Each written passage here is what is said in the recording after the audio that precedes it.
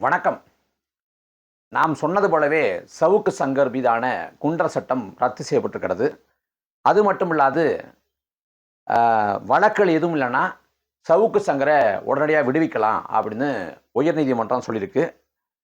தமிழ்நாடு அரசுக்கு, அதாவது திமுக அரசுக்கு தலைமையில விழுந்த குட்டு அப்படின்னு சொல்லலாம். முன்னதாக இந்த சவுக்கு சங்கர் ஏன் கைது செய்யப்பட்டார், ஏன் குண்டர் சட்டம் பாய்ச்சப்பட்டுச்சு அப்படின்னு சுருக்கமாக பார்த்தோம்னா, சவுக்கு சங்கர் ஒரு அரசியல் விமர்சகர், எல்லாருக்கும் தெரியும். 2021க்கு முன்பாக திமுக ஆதரவு நிலைப்பாட்டில் இருந்தார். திமுகவை ஆதரிச்சாரு, திமுகவை பாராட்டினாரு, வரவேற்றாரு, அப்படியெல்லாம் பண்ணிக்கிட்டு இருந்தார். 2021 திமுக ஆட்சிக்கு வந்த பிறகு நீதிபதியை விமர்சித்ததா சொல்லி சவுக்கு சங்கர் கைது செய்யப்படுறாரு. அன்னைக்கு நீதிபதிகளே கைது செய்ய உத்தரவு போடுறாங்க. அப்படி கைது செய்யப்பட்ட பிறகு கடலூர் சிறையில் இருந்தார். அந்த சமயத்தில் திமுக அரசு பெரிய குடைச்சலையும் நெருக்கடியும் கொடுத்துருது. அதுக்கு பிறகு வெளியே வந்த பிறகு திமுக மீது அளப்பரிய கோபம் கொண்டு திமுக கடுமையாக விமர்சிக்கிறாரு, தாக்கி பேசுகிறாரு, சவுக்குங்கிற ஊடகம் தொடங்குறாரு. அப்போ திமுகவை எந்த இடத்துலையும் பாராட்டாத அளவுக்கு மிக கடுமையாக பேச ஆரம்பிச்சிடுறாரு. அதாவது சபரீசன் கையில் கடியாரம் கட்டியிருக்காரு அப்படின்னு சொல்லி அதெல்லாம் பேச தொடங்குறாரு. ஒரு கட்டத்தில் அமைச்சர் உதயநிதி ஒரு நடிகையை இணைச்சி பேசிடுறாரு. அப்போ முடிவு பண்ணுறாங்க, சவுக்கை தூக்கணும் அப்படி முடிவு பண்ணுறாங்க. பாராளுமன்ற தேர்தல் முடியட்டும்னு எதிர்பார்த்து காத்திருந்து பாராளுமன்ற தேர்தல் முடிஞ்ச உடனே சவுக்கு ஊடகத்தை சேர்ந்தவங்க, சவுக்கோட ஆதரவாளர்கள் எல்லாருமே குறி வச்சு தூக்கப்படுறாங்க. அந்த நேரத்தில் எல்லாரையும் குறி வச்சு தூக்குறாங்களேங்கிற அந்த ஆற்றாமையில், அந்த கொந்தளிப்பில் ரெட்பிக்ஸ் ஊடகத்துக்கு கொடுத்த அந்த நேர்காணலில் வழக்கத்தை விட அதிகப்படியாக கோபப்பட்டு அதிகப்படியாக வார்த்தைகளை விட்டு காவல்துறை அதிகாரி அருணை நோக்கி கடுமையாக சவால் விடுத்து, அதை விட பெண் காவலர்களையும் அவரையும் இணைச்சி பேசுகிறாரு. எப்படா சவுக்க தூக்கலாம், என்ன கிடைக்கும்னு எதிர்பார்த்து காத்திருந்த காவல்துறைக்கு திமுக அரசுக்கு ஒரு பெரிய வாய்ப்பை கொடுத்துட்டாரு சவுக்கு சங்கர்.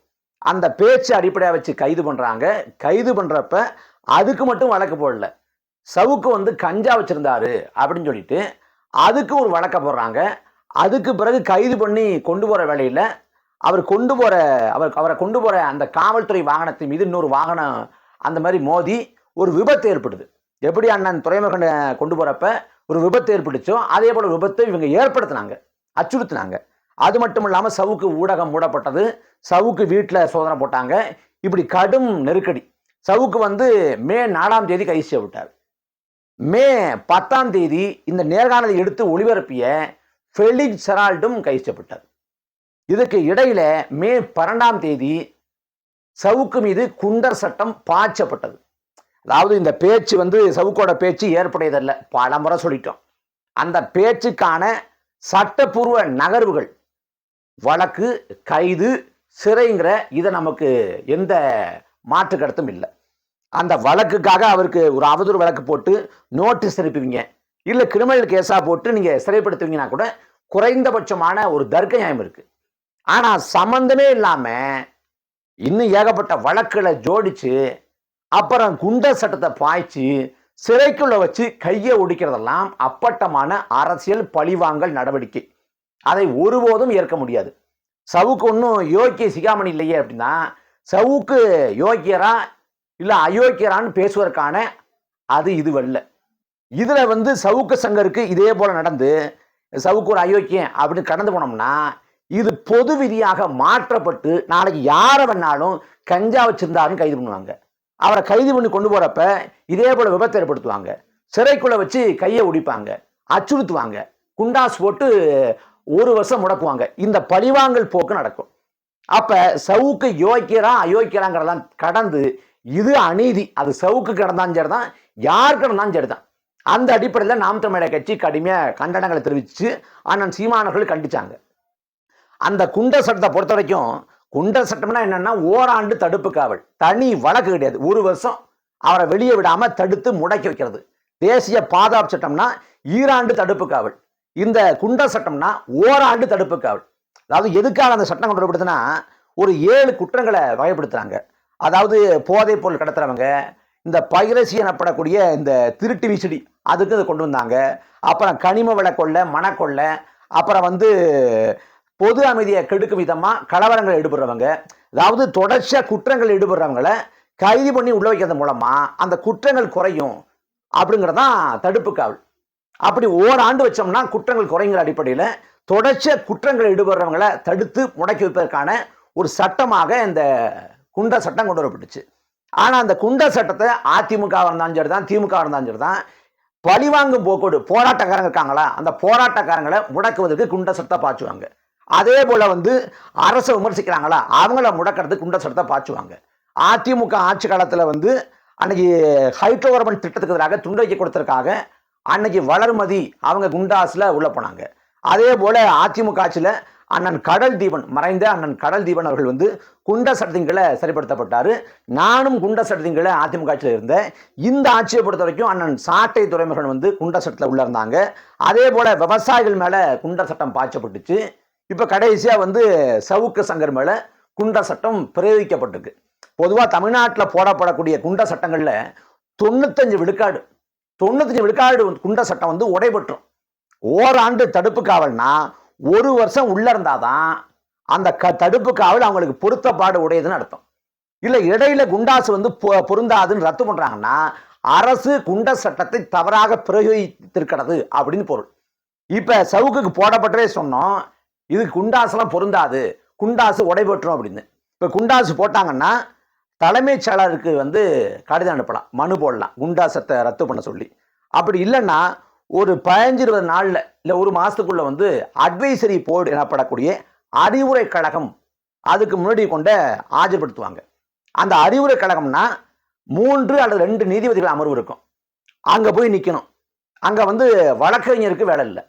இப்ப சவுக்குன்னா சவுக்கு சங்கர் போகணும், இல்ல அவரோட சகோதரியோ தாயோ மனைவியோ யாராவது ஒருத்தர் போகலாம், ரத்த சொன்ன யாராவது போகலாம். அங்க போய் இவர் இந்த குண்ட சட்டத்துக்கு ஏற்றவர் தானா, குண்ட சட்டம் போற அளவுக்கு இவர் சரியான ஆளா அப்படின்னு பார்ப்பாங்க. பார்க்குறப்ப பொருந்தாது அப்படின்னா குண்ட சட்டத்தை ரத்து பண்ண சொல்லி பரிந்துரை கொடுத்துருவாங்க. அந்த பரிந்துரை 10 நாள்ல வந்துடும். குண்ட சட்டம் உடப்பட்டா மீதம் இருக்கக்கூடிய வழக்குகளை பிணை பெற்று வெளில வந்துடலாம். இப்போ நான் குண்ட சட்டத்தில் இருந்தப்ப எனக்கு அட்வைசரி போர்டு எனப்படக்கூடிய அறிவுரை கழகத்தில் 3 நீதிபதி இருந்தாங்க. அப்போ இருந்தப்ப நான் போய் ஆஜராகிறப்ப மிஞ்சி போனால் ஒரு 2 நிமிஷம் கேட்டிருப்பாங்க. 2 நிமிஷம் கேட்டாங்க. அதுக்குள்ள எனக்கு இது பொருந்தாதுன்னு அவங்க உணர்ந்துக்கிட்டு போதுன்ட்டாங்க. அதுக்கு பிறகு 10 நாள் கழிச்சு குண்ட சட்டம் ரத்து அப்படின்னு எழுதி கொடுத்துட்டாங்க. இந்த அறிவுரை கழகத்தை பொறுத்த வரைக்கும் ஒன்று இருக்கு. இப்போ குண்ட சட்டம் போடப்படுது, ஆனால் குண்ட சட்டம் அளவு போற அளவுக்கு அவர் அந்த அளவுக்கு தகுதியான ஆள் இல்லை அப்படின்னா ரத்து பண்ணி விட்டுருவாங்க. ஆனா அதே சமயத்துல அரசு பழிவாங்கும் நோக்கோடு குண்ட சட்டத்தை போட்டிருக்கு அப்படின்னா அரசு போட்டிருக்குங்கிறப்ப கை வைக்க மாட்டாங்க. அப்ப நாங்க ரத்து பண்ண முடியாது, நீங்க போய் கோர்ட்ல பாத்துக்குங்க, நீதிமன்றத்தில் பாத்துக்குங்க அப்படின்னு அனுப்பிச்சுடுவாங்க. அங்க உயர்நீதிமன்றம் போகணும். அதுக்கு ஆட்கொணர்வு மனு போடணும். ஆட்கொணர்வு மனுன்னா ரத்த சொந்தம் இல்ல மனைவி யார் பேர்லையாவது ஆட்கொணர்வு மனு போடணும். இப்ப சவுக்கு சங்கரை பொறுத்த வரைக்கும் அவங்க தாயார் கமலா அம்மா அவங்க சார்பில் ஆட்கொணர்வு மனு போட்டிருக்காங்க. ஆட்கொணர்வு மனு போட்டு அதை விசாரணை எடுப்பதற்கு எப்பயுமே கால தாமதமாகும். ஏன்னா ஏற்கனவே நிறைய பதிவு செஞ்சப்பட்டிருக்கும். ஒவ்வொன்றா விசாரணை செஞ்சுட்டு வர்றப்ப இது தாமதமாகுங்கிறதுனால சவுக்கு சங்கர் வெளியே வர்றதுக்கு தாமதமாகும் அப்படின்னு நினைச்சோம். அதுல அந்த எப்பயுமே அட்வைசரி போர்டு முடிஞ்சு ஒரு 2 மாசம் கழிச்சு தான் இந்த ஆட்கொணர்வு மனு விசாரணைக்கு போகும். ஆனா இங்க என்னன்னா அட்வைசரி போர்டு போறதுக்கு முன்னாடியே சவுக்கு சங்கர் மீதான ஆட்கொணர்வு மனு விசாரணைக்கு எடுத்துக்கொள்ளப்பட்டுச்சு. நீதிபதி GR சுவாமிநாதன் எடுத்துக்கிட்டாங்க. அதுக்கு ஏன் அதை முந்தி எடுத்தாங்க அப்படின்னா சில பேர் எடுக்கக்கூடாதுன்னு மிரட்டினாங்க. அவங்களுக்கு எதிர்மனையாத்தான் நான் அதை எடுத்தேன் அப்படின்னு எடுத்துட்டு அவர் குண்டாசு பொருந்தாதுன்னு ரத்து அப்படின்னு அறிவிக்கிறார். ஆனா என்னன்னா GR சுவாமிநாதன் மட்டும் இல்ல, இன்னொரு நீதிபதி இருக்காரு பக்கத்திலேயே, 2 நீதிபதி அமர்வு. இந்த GR சுவாமிநாதன் குண்டாசு ரத்துங்கிறாரு. அந்த பாலாஜி குண்டாசை இப்ப ரத்து பண்ண முடியாது, அதை திமுக அரசு தரப்பு பதில கேட்ட பிறகு முடிவு பண்ணிக்கலாம் அப்படின்னு இப்ப ரத்து பண்ண அறிவிக்கிறாங்க. அப்ப குண்டாசு ரத்து செய்வதற்கான அந்த அமர்வுல 2 பேர்ல ஒருத்தங்க ரத்து பண்றாங்க, இன்னொரு ரத்து பண்ண முடியாங்கிறாங்க. அப்ப 2 பேர்ல இப்படி மாறுபட்ட தீர்ப்பு வழங்கினா 3வது நீதிபதி அமர்வுக்கு போகும். அப்படி தள்ளி வைக்கப்பட்டுச்சு. அதுக்கப்புறம் உச்சநீதிமன்றம் போனாங்க. அங்கேருந்து மறுபடியும் உயர்நீதிமன்றம் அனுப்பி வச்சாங்க. இப்ப 2 நீதிபதி கொண்ட அமர்வுல இப்ப 2 நாட்களுக்கு முன்னாடி சொன்னாங்க, ஆங்கிலேய காலத்துல பயன்படுத்தப்பட்டது இந்த தடுப்பு காவல், இதையெல்லாம் பயன்படுத்தணுமா? திரைப்படங்கள்ல கூட வழக்கறிஞர்களை நீதிபதிகளை காவல்துறையெல்லாம் விமர்சிச்சிருக்கு, அதுக்கெல்லாம் என்ன பண்ண முடியும் அப்படின்னு சொல்லி நீதிபதி தரப்புல சொன்னாங்க, நீதிபதிகள் சொன்னாங்க. சொன்னப்பே வந்து எப்படியும் குண்டர் சட்டம் ரத்தாயிடும், இதை போக்க பார்த்தா குண்டர் சட்டம் ரத்தாயிடும் அப்படின்னு நினைச்சோம். வழக்கு விசாரணை தள்ளி வைக்கப்படுச்சு. இப்ப குண்டர் சட்டம் இன்றைக்கு ரத்து செய்வதாக நீதிபதிகளை அறிவிச்சிருக்காங்க. அந்த அறிவிப்புல அவங்க சொன்ன விஷயம் என்னன்னா, சவுக்கு சங்கர் மீதான வழக்கின் அடிப்படை தன்மை குறித்தும் அதன் முழு விவரங்களையும் ஆராய்ந்தோம். பொது அமைதி, தனிநபர் உரிமை, கருத்து சுதந்திரம், பத்திரிகை சுதந்திரம், சமூக வலைதள கருத்துக்கள், மனித இயல்பு பலவற்றை கருத்தில் கொண்டோம். நேர்மையற்ற கருத்துக்களை கூறுவதால் வரும் விளைவுகளை கருத்தில் கொண்டோம். கருத்து சுதந்திரம், அதன் ஒடுக்குமுறை விதிகள் குறித்து விரிவாக ஆராய்ந்தோம். இது குறித்து விவாதிக்க வேண்டிய அவசியம் உள்ளது. சமூக வலைதளங்களில் கூறப்படும் புகார்கள், குறைகளை, கருத்துக்களை கவனமுடன் அரசு ஆராயணும். சமூக வலைதளங்களில் சொல்லக்கூடிய புகார், குறைகளை கவனமுடன் அரசு ஆராயணும் அப்படின்னு சொல்றாங்க. சமூக வலைதளங்களை, இதான் முக்கியமான இடம், சமூக வலைதளங்களை மக்களின் குறைகளை அறிந்து கொள்ள உதவும் கருவியாக அரசு பார்க்க வேண்டும். அதாவது மக்களின் முகம் காட்டும் ஒரு கண்ணாடியாக சமூக வலைதளங்கள் செயல்படுது. ஏன்னா காட்சி ஊடகங்களை கட்டுப்படுத்தலாம், அச்சு ஊடகங்களை கட்டுப்படுத்தலாம், ஆனால் சமூக வலைதளத்தை கட்டுப்படுத்த முடியாது. ஏன்னா சாமானிய கையில் இருக்கக்கூடிய ஆண்ட்ராய்டு அலைபேசி வாயிலாக ஒவ்வொருத்தரும் கருத்தை வெளிப்படுத்துகிறான். அதை வந்து ஃபேஸ்புக்லேயோ, ட்விட்டர்லேயோ, யூடியூப்லேயோ கருத்தை சாமானிய மக்கள் வெளிப்படுத்துகிறான். அப்படி இருக்கப்ப சாமானிய மக்களின் குரலாக சமூக வலைதளங்கள் இருக்கு. அதுதான் நீதிபதிகள் சொல்றாங்க, சமூக வலைதளங்களை மக்களின் குறைகளை அறிந்து கொள்ள உதவும் கருவியாக அரசு பார்க்க வேண்டும். மாறாக குறைகளை சொல்லும் நபர்களை அடக்கி ஒடுக்க அரசு முயற்சிக்க கூடாது. சமூக வலைதளங்களில் சொல்லக்கூடிய கருத்துக்களை மக்களோட மனசை அறிஞ்சுக்கிற ஒரு கருவியா பார்க்கணும். மாறா குறைய சொல்றவனை ஒடுக்கக்கூடாது, அரசு ஒடுக்கக்கூடாதுன்னு யார் சொல்றான்னா சென்னை உயர்நீதிமன்றம் சொல்லுது. அப்ப இன்னைக்கு வந்து ஒடுக்குது, இன்னைக்கு அரசுக்கு எதிராக கருத்து சொல்றவங்கெல்லாம் அச்சுறுத்தப்படுறாங்க, மிரட்டப்படுறாங்க, இல்ல அவங்களை குறித்து அவதூறு பரப்பப்படுது, இல்ல எப்படான்னு எதிர்பார்த்து காத்திருந்து ஒரு போலியான வழக்குகளை ஜோடிச்சு அவங்கள சிறைப்படுத்துறாங்க. அப்ப இந்த முறையை இந்த நீதிமன்ற தீர்ப்பு கண்டிச்சிருக்கு. எனவே யூடியூபர் சவுக்கு சங்கர் மீதான குண்டர் சட்டத்தை ரத்து செய்கிறோம். வேறு எந்த வழக்கிலும் அவர் சிறையில் இருக்க வேண்டிய அவசியம் இல்லை என்றால் அவரை உடனடியாக விடுதலை பண்ணணும் அப்படின்னு சென்னை உயர்நீதிமன்ற நீதிபதிகள் தெரிவிச்சிருக்காங்க. இப்ப குண்டர் சட்டம் ரத்து செய்யப்பட்டிருக்கிறது. மீதம் வந்து 7 வழக்கு, ஒட்டுமொத்தமாக 7 வழக்கு.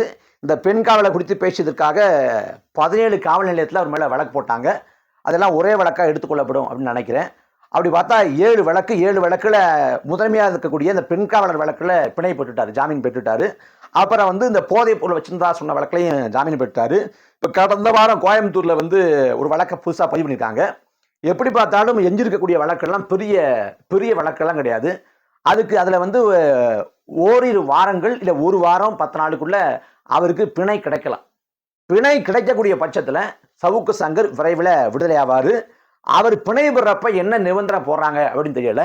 இப்போ அண்ணன் ஃபெலிக்ஸ் ஜெரால்டு வந்து விடுதலை ஆயிட்டாங்க. அவர் வந்து குண்டர் சட்டத்தின் சிறைப்பிடிக்கப்படலை. ஆனாலும் அவர் வந்து 70 நாட்களுக்கு மேலே சிறையில் இருந்து எல்லா வழக்கிலிருந்து பிணை பெற்று வெளில வந்திருக்காரு. வெளில வந்த பிறகு அவர் மீது ஒரு அடக்குமுறையாக ரெட்பிக்ஸ் ஊடகத்தை மூட சொல்லி உத்தரவு போட்டிருக்காங்க. ஆனால் அது வந்து மேல்முறையீட்டில் எளிதாக தள்ளுபடி ஆகிடும், உடஞ்சிருங்கிறாங்க. அதனால் ரெட்பிக்ஸ் ஊடகம் தொடர்ந்து செயல்படுவதற்கான வாய்ப்பு 100 விழுக்காடு உண்டு. இந்த அடக்குமுறை கொடுத்து பேட்டி கொடுக்கக்கூடாதுங்கிறது அந்த பிணையோட நிபந்தனைகளில் ஒன்று. அதனால் அவர் பேசலை. மற்றபடி வழக்கம் போல செயல்பட்டு இருக்காரு. சவுக்கு சங்கருக்கு அது போன்ற நிபந்தனைகளை விதிக்கப்பட வாய்ப்பு உண்டு, இந்த வழக்கு குறித்து பேசக்கூடாது அப்படின்னு. வழக்கு குறித்து பேசாமல் இருப்பார் ஒழிய, இப்படி நிபந்தனை போட்டால் பேசாமல் இருப்பார் ஒழிய, ஒட்டுமொத்தமாக திமுக அரசு குறித்து அவர் பேசாமல் இருக்க மாட்டார். அவரோட சுபாவம் அப்படிப்பட்டதுன்னு நான் நினைக்கிறேன். ஏன்னா மிக அண்மையில் வந்து அவர் ஏதோ நீதிமன்றம் போகிறப்ப அந்த வாகனத்தையும் இறங்கி போகிறப்ப கூட அவரோட வழக்கமான சுபாவத்தில் திமுக அரசு என்னை கண்டு அச்சப்படுகிறது, உதயநிதி என்னை கண்டு அச்சப்படுறாரு அப்படின்னு அவர் அடக்குமுறையின் பிடியில் இருக்கப்ப கூட அதை சொல்லியிருந்தார். அப்போ காவல்துறையின் பிடியில் இருக்கிறப்ப, குண்டர் சட்டம் இருக்கிறப்ப, எப்போ வெளில வருவார்னு தெரியாமல் இருக்கிறப்பயே உதயநிதி என்னை கண்டு அச்சப்படுறாரு, திமுக அரசு கண்டு அச்சப்படுதுன்னு சொல்கிற ஒருத்தர் வெளியே விடுதலையான பிறகு அமைதியாக இருக்க மாட்டார். இந்த அருந்ததி படத்தில் வந்து அருந்ததின்னு ஒரு படம், பேய் படம் இருக்கும். அதில் யார் இருப்பா அப்படின்னா அனுஷ்கா நடிச்சிருப்பாங்க. அதில் ஒரு காட்சி, ஒரு முக்கியமான காட்சி, அனுஷ்கா வந்து அந்த ஆத்மான்னு சொல்லப்படுறதுட்ட பேசுகிற மாதிரி, இப்போ நான் ஆத்மாவா இல்லை, நான் செத்து 3 நாளாச்சு, நான் பிரேத ஆத்மாவாக மாறிட்டேன் அப்படின்னு. அந்த மாதிரி சவுக்கு சங்கர் இவ்வளோ நாட்களாக ஆத்மாவாக இருந்தாருன்னா இப்போ வெளில வந்து பிரேத ஆத்மாங்கிற அளவுக்கு மாறிடுவார். திமுக மீது உக்கிரமாக குரூரமாக அவரை விமர்சனங்களை வைப்பார். அதை தவிர்க்க முடியாது, அது தாக்கத்தை ஏற்படுத்தும். என்னன்னா, சவுக்கு சங்கரை சிறைப்படுத்துனீங்க. சவுக்கு சங்கர் வெளிய வரப் போறாரு. ஃபெலிக்ஸ் ஜெரால்ட சிறைப்படுத்துனீங்க. ஃபெலிக்ஸ் ஜெரால்டு வந்து வெளில வந்துட்டாரு. அண்ணன் சாட்டை துரைமுருகன் அவர்கள வந்து சிறைப்படுத்த முயற்சி பண்ணீங்க. அது மொக்கையாயிருச்சு. இப்படி இவங்க எல்லாம் வெளில வந்துட்டாங்க. ஆனா, உங்க செந்தில் பாலாஜி மட்டும் 50 முறையாக பிணை மறுக்கப்பட்டு சிறையில் இருக்காரு. அவங்கெல்லாம் வெளில வந்துட்டாங்க. உங்க செந்தில் பாலாஜி மட்டும் ஒருபோதும் வெளில வர முடியல. அதனால, நீங்க என்ன முயற்சி பண்ணாலும், உங்களுக்கு எல்லாமே கடைசில பின்னடைவா தான் முடியப் போகுது. வரக்கூடிய நாட்கள் திமுகவுக்கு மிகுந்த சோதனை காலமா இருக்கப் போகுது.